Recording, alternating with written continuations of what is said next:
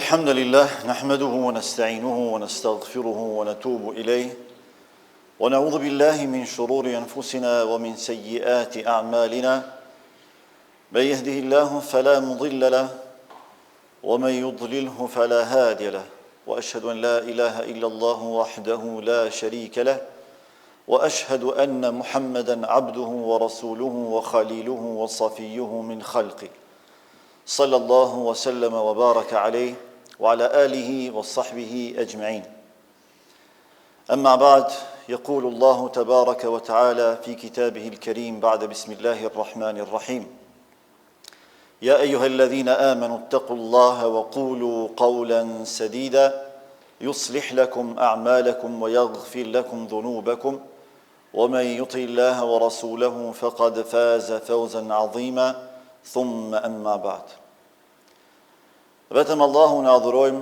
vetëm atë e falenderojmë dhe vetëm prej tij ndihmë dhe falje kërkojmë. Salavatet, selamet dhe përshëndetjet më të përzemërta dhe më të sinqerta çdo herë dhe pa ndërprerje, më të dashurit të Zotit ja dërgojmë. Muhammedit alayhi salatu wassalam, familjes së tij, shokëve të tij dhe gjithë pasuesve të traditës së tij, deri në ditën kur nuk do të ekzistojë më kjo gjësi. Zoti i Madhërisëm në Kur'anin famall udhëron e thot: O ju besimtar, tregoni dhe dëshmoni frikë respekt meritor ndaj Zotit tuaj dhe mos flisni vetëm se atë e cila është e drejtë, e qelluar dhe e vërtetë. E nëse ju e bëni një gjë të tillë, Allahu do ta përmirësojë juve veprat tuaja, do ua fal juve mëkatet tuaja. Kush e pason Allahun dhe të dërguarin e tij, do të përfundojë si triumfues madhështor. Besimtarët nderuar, kemi hyrë në stinën e verës, në stinën e pushimeve dhe të argëtimeve për të cilat secili prej nesh kemi nevojë. Zoti i Madhërisëm përmes Kuranit dhe Sunetit nuk na privon nga kënaqësitë e argëtimeve dhe të pushimeve. Përkundrazi na inkurajon për një gjë të tillë kur thot: "Wala tansa nasibaka min ad-dunya", mos e harro hisën tënde apo pjesën tënde të kësaj bote. Pra ajo që ka të bëjë me kënaqësitë e jetës kësaj bote, e që këtu përfshihet edhe dëfrimi, argëtimi, shëtitja, kështu me radhë, është çështje elementare, është e drejtë elementare dhe është edhe prej nevojave elementare të njeriu. Nga se njeriu është krijesë e dobët, është krijesë e kufizuar, konsumohet, shpenzon energji, lodhet, ka nevojë me thyr rutinën, ka nevojë me ndryshu aktivitet e kështu me radhë. Për këtë arsye Allahu i Madhërisëm nuk na ka obliguar që edhe adhurimin me bën ndaj tij përmes një rituali të caktuar, por ka përcaktuar lloj-llojshmëri adhurimesh. Nga se njeriu ka prirje për të bërë monoton shumë shpejt. Edhe në adhurime do të bëhej monoton sikur të mos kishte lloj-llojshmëri adhurimesh. Prandaj kemi namaz, kemi agjërim, kemi lexim Kurani, dhikr, sadaka e kështu me radhë. Edhe brenda namazit kemi lloj-llojshmëri. Pa nuk qëndrojmë vetëm në një pozicion. Gjitha këto tregojnë për atë se Allahu e njeh shumë mirë krijesën e tij njerëzore, ja njeh edhe përparësitë, edhe mangësitë, edhe ja përmbush nevojat e tij. Dhe në kuadër të përmbushjes së nevojave të tij, Allahu ka lejuar që edhe të dëfrehet, të argëtohet. Pushimet vjetore, që kryesisht dhe zakonisht bëhen në stinën verore, pa përjashtuar edhe stinën dimrore, por me qenë se zakonisht pushimet më të gjata janë në stinën e verës, dhe kushtet verore janë më të përshtatshme për të zhvilluar ato, njerëzit i marrin pushimet dhe i zhvillojnë ato. Edhe shumë mirë bëjnë. Por duhet të kemi parasysh dy gjëra bazike. Pushimet janë mirësi që meritojnë falënderim. Nëse Allahu ta ka dhënë mundësinë me shku për pushime dika, kjo nuk është çështje e lehtë, nuk është mirësi e thjeshtë, është mirësi shumë e madhe. Sepse fillimisht kjo tregon që ti ke mundësi shëndetësore. Një grip me tra nuk dilet pe shtëpisë tënde. E jo më shku dika me pushu. Një grip i thjeshtë. E si është fjala kur dikush ka ndonjë smundje shumë më të rëndë. Është pengesë shumë e madhe, pra mungesa e shëndetit. Nëse ty të është dhënë mundësia me shku për pushime dika, dije që ke shëndet të mjaftueshëm për të mos thënë të plot. Pastaj, nëse ty të është dhënë mundësia me shku për pushime dika, ke edhe mundësi materiale, sepse çdo shëtitje më e vogël, më e thjeshtë e ka kostën e vet. Pra nuk je prej të varfërve, je prej atyre që kanë, që posedojnë, nëse jo maksimalisht, mesatarisht. Por i varfër nuk je. Nëse ti pret mundësia me shku në pushime, kjo tregon që ti ke liri, ti ke siguri, prandaj edhe bën një gjë të tillë. Sa më shumë që gërmojmë në këto meditime, e kuptojmë se pushimet nuk janë thjesht pushime, po janë mirësi e jashtëzakonshme. Prandaj obligohemi që ta falenderojmë Allahun për mundësinë e dhënë, edhe të shëtitjes, edhe të pushimit, edhe të argëtimit e kështu me radhë. Allahu thon Kur'an, "Fadhkuruni adhkurkum washkuruli wala takfurun." Më përkujtoni mua, ju përkujtoj juve. Dhe më falenderoni mua që t'u ashtoj juve. Edhe mos mohoni. Më falenderoni e mos mohoni. Falenderimi nuk e nënkupton reduktimin e tij vetëm në aspektin verbal.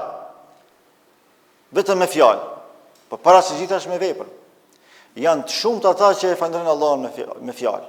Zotin në përgjithësi. Falenderoj Zotin, e dëgjojmë shpesh. Por sa e falenderojnë Allahun me vepër, me praktik, shumë pak. Prandaj Allah thotë: "Wa qalilun min ibadi ash-shakur." Shumë pak për robët mi më falenderojnë mua. Fjala është falenderim praktik me vepër. Nëse Allah ta ka bërë të mundur me shëtit, me dal, me argëtu me familje, falenderoj Allahun, jo vetëm me fjalë, por edhe me vepër. Mirë. Si ta falenderojmë Allahun me vepër gjatë pushimit? Duke e përdorur këtë mirësi në nënshtrimin ndaj Allahut, jo në kundërshtimin ndaj tij. Nëse Allah ta ka dhënë mundësinë me dal, me shëtit, që ka mos me familje, kjo është ala më e bukur. Mos e keq përdor këtë mirësi, mos e shpenzo kot. Shfrytëzoja atë në të mirën tënde, në dobi të imanit tënd, të moralit tënd, devotshmërisë tënde. Sepse çdo mirësi që ne e posedojmë, fillimisht është nga Allahu. Së dyti, ajo meriton falënderim.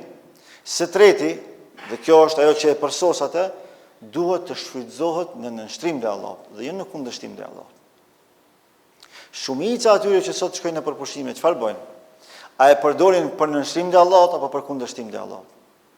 Nëse jo me zemër, nëse jo edhe me fjalë, me vepër po. Frekuentimi në vendet ndaluara. Përzirja me gjininë e kundërt.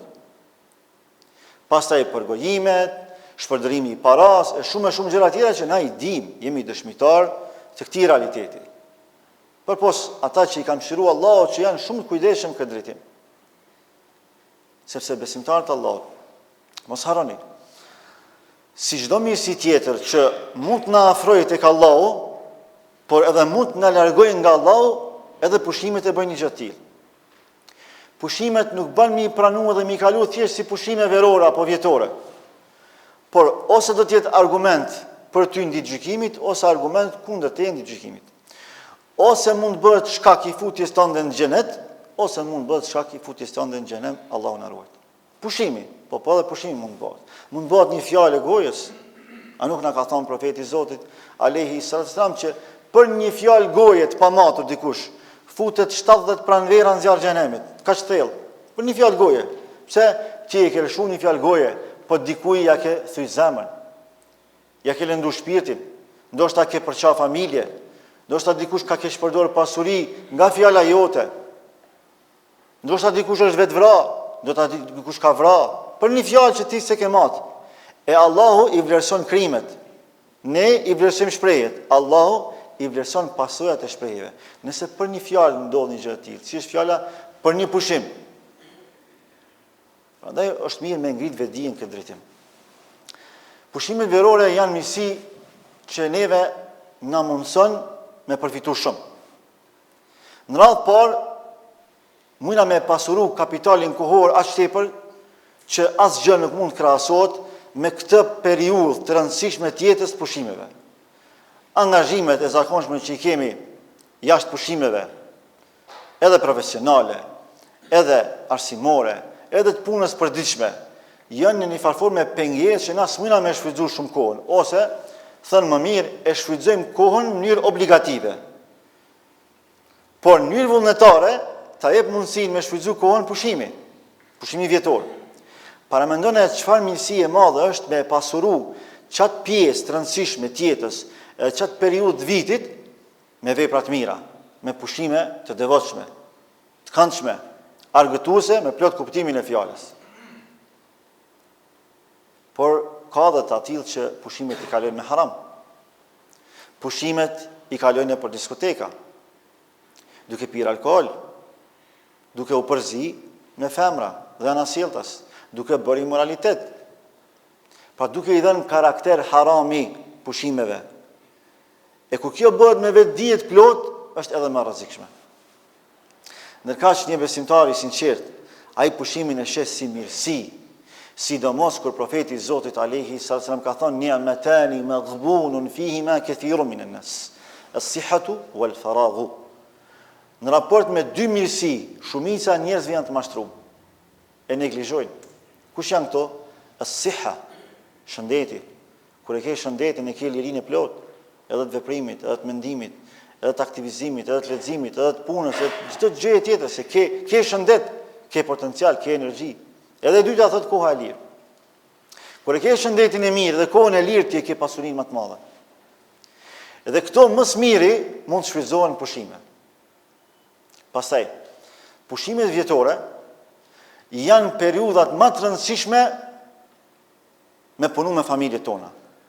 Hajde gjatë vitit po kemi shumë angazhim, punë, aktivitet të detyrueshëm, po në pushim, nëse edhe në pushim nuk merrem me familjet tona. Kjo është humbje e madhe. Le ta shfrytëzojmë pushimin si shkak i fuqizimit të radhave tona familjare, i shtimit të dashurisë, i garantimit të harmonisë, i zgjidhjes së problemeve, i tejkalimit të telasheve, i argëtimit me devotshmëri, i shfrytëzimit të halallit deri në maksimum. Se Allahu, krejt që to halal na i ka thonë për me i shfrytëzu na maksimalisht, jo me privu vetën për tyre, me shfrytëzu çdo halal, a është halal, deri në maksimum shfrytëzoje. Kënaqe veten e pastaj edhe Allahun.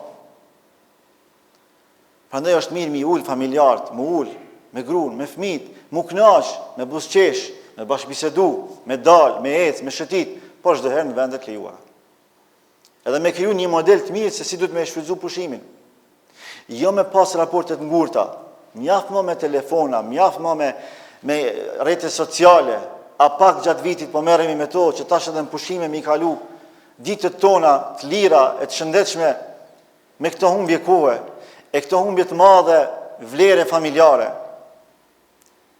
Familjarët tonë kanë nevojë për ne, fëmijët tonë kanë nevojë për ne, për vëmendjen tonë, për dashurinë tonë, për kujdesin tonë. Pastaj pushimet janë edhe mundësi meditimi, kur ti del edhe ec, gjë që dhe Allahu thret për me dal, me eksploru në tokë, me i pa mirësitë e Allahut, me meditu, inna fi khalqis samawati wal ardi wa ikhtilafil layli wan nahar la ayatin li ulil albab. Padyshim se në krijimin e qiellit dhe tokës, në ndryshimin e natës dhe ditës, ka argumente të qarta për ata që mendojnë, për mendarët, për ata që kanë shëndoshmëri mendore. Kur ti del edhe e sheh se çka ka kriju Allah, në Zvicër, në Gjermani, në Itali, këtu në bukuritë tona shqiptare. Shkoni veshin në Shqipërinë sa e bukur është. Shfrytëzoni mirësitë e Allahut. Kosovën tonë bukur. Unë i Kosovës jam për këtë Kosovën se kom shëtit. Kemi shumë për me pa dhe sa ma shumë që shohim e falenderojmë Allahun edhe ma tepër, meditojmë. Kjo e forcon imanin. Dhe në fund, nëse shkojmë pushime vjetore, s'kemi shku në pushime jetësore. Nëse shkojmë për pushime, nuk dhe me thonë që lirohemi për përgjithësive. Nuk dhe me thonë që tash Allah s'na she e s'na dëgjon. Biles kur shkojmë në pushime, du të me qenë edhe më të kujdesshëm.